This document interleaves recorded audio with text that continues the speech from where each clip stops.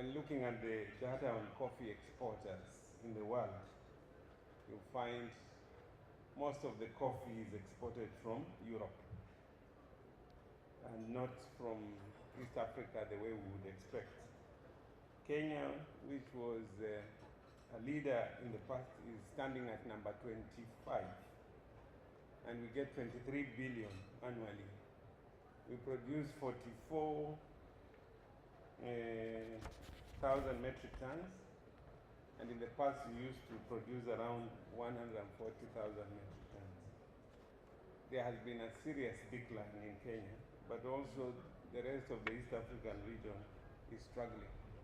Part of the reason why Europe is doing very well as coffee exporters, despite the fact that they don't grow any coffee, is because of value addition and because they are able to re-export back to the countries which are producing coffee, I would say. So I think there is a lesson there for all of us to invest in value addition.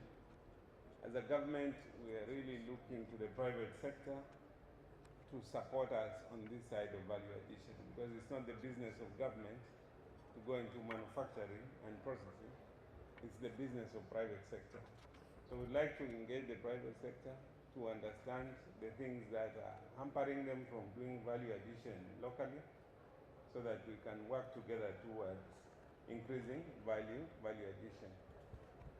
As a government, there are targets which have been set, both for coffee and tea value addition, to make sure that a certain percentage of it is not sold in bulk. Instead, it's sold when it has been processed and has been value added, so that we can add value to it, but also create employment opportunities and increase the incomes for value chain actors already while working locally. In the ministry, we have developed a strategy which we call the Agriculture Sector Transformation and Growth Strategy. It's a strategy that addresses all the farming enterprises, but because it understands that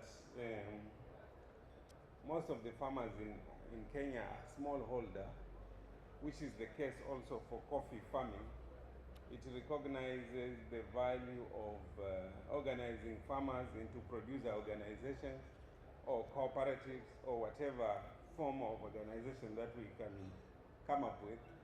And we have recognized that the collapse of the cooperative movement in the coffee sector began the problems for the coffee sector and for the coffee farmer.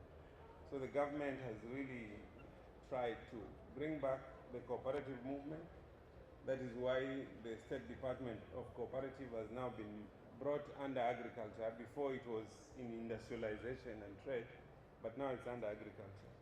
And specifically for the coffee sector, we are trying to revive the Kenya Planters Cooperative Union. We have the new Kenya Planters Cooperative Union, because the collapse of the Kenya Planters Cooperative Union also is the one that brought problems for the coffee farmers, and we are trying to address that. And part of the responsibility of the new KPCU is to manage the Coffee Cherry Fund, to support Coffee Cherry Advance Fund, to support the coffee farmers, to have a financing facility that is affordable to enable them to continue with the production. So in the ASTGS, which is the Agriculture Sector Transformation and Growth Strategy, we have placed a lot of premium on farmer organization.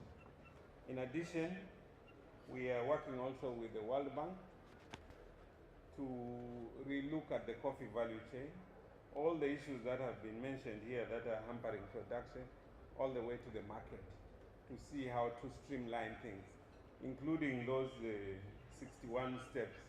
We'll relook at it to see how to improve things so that the farmer can earn more and the sector can be more streamlined and the government can be more facilitative and there can be more income to farmers.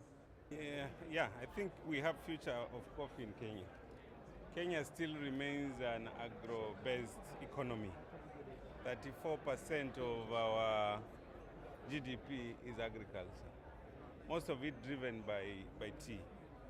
But there are opportunities in other commodities, especially coffee. And we know in the past we have produced 140,000 metric tons of coffee. And we know we can do that again. All we need to do is give confidence to the farmers that they will get a fair price and find a way using the youth to increase productivity so that the farmer is not producing one kilogram per bush, but is producing 30 kilograms per bush so that they are able to make the profit. The profit will come from increasing productivity. Yeah. We are going to put a lot of emphasis on governance in the cooperatives, including training, auditing, and streamlining all the operations so that they don't eat into the coffee farmers. So there's a lot of effort going in that direction, and this comes from the report of the task force, which had looked at the issues of governance in the coffee subsector. But we will also try to put a lot of emphasis on issues of productivity. When we do the e-voucher for the agriculture sector, it's not just going to target maize, it's also going to target coffee. And the e-voucher comes with a package for the coffee farmer that includes also extension, support with agrochemicals, and support with the other inputs, and of course extension, including information on marketing and so on and so forth. I think there are a couple of issues. In the opening ceremony, the guest of honor, for example in Kenya, mentioned about urbanization. And also, even though our volumes are high in Ethiopia and Uganda, but still also we see the effect of urbanization in these countries. Secondly, of course, we see the effect of the old age farmers. That is, I think, also was mentioned by the guest of honor. I think this is also an issue we need to address very seriously, attract more youths to the coffee industry, but by attracting them, we have to make sure that we show to them that it's a profitable business. And by way of through research of having high yield varieties, adapting technology, we can have cooperation, self-to-self cooperation. By that I mean we can visit our friends and colleagues in Brazil and other producing countries where they have succeeded in not increasing the acreage of the coffee, but being high productive. But more so, we have to increase the intertrade among the producers and the consuming north.